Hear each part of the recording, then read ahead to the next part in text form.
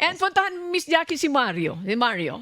Ayan. Sabi niya dito, Miss Jackie, attorney, may empleyado po ako na wala pang 1 month ay umalis din po agad. Pagkabigay po ng company laptop sa kanya, ay hindi na po nagparamdam. Nakausap ko po siya. Nakausap po siya ng HR namin once at nangakong ibabalik ang laptop. Pero hanggang ngayon, hindi pa rin nababalik. Ano po kaya ang pwede kong gawin? Kuwawa naman si Mario, Miss Jackie. Attorney Vincent? Mhm. Yes, Miss Annie, yung laptop, kapag yan company owned, ibig sabihin wala pong karapatan. Yung pong empleyado na yan hindi ibalik pag umalis siya ng company. Dahil pwede siyang mareklamo, yung pangunguhan ng isang bagay na hindi sa'yo at walang permiso ng may-ari. Pumapasok yan sa kahulugan ng pagnanakaw o yung theft.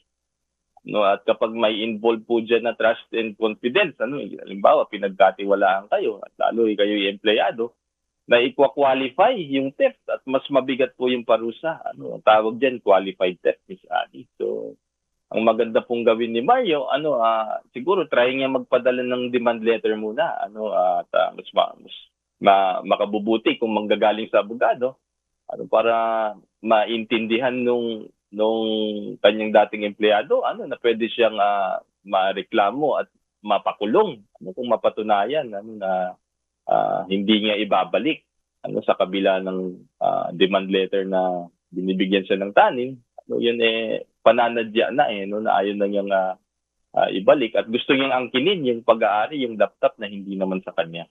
1 month na, Miss Jackie. Dapat mayroon man lang tawag. O kaya, di ba, kung umalis ka, nagpunta ka ng probinsya, di ba po? Kung hindi naman, baka pwede Yes pagbalik po. mo. Personal kang tumungo sa office, di Mhm. ba, attorney? Makipag-usap. Kasi sabi ni attorney, magkakaroon ka ng problema dito. Criminal case ito, Attorney Vincent? Tama po? Itong case na to, yung pagpapile ng kasong Yes, pagnanakaw. oo. See? Ang theft is a crime against property, at may parusang kulong po yan. Naku po. Depende po dun sa halaga. Meron kasing laptop na mahal, kung yung mamahalin na laptop, mas mataas yung parusa po dyan, Miss Annie.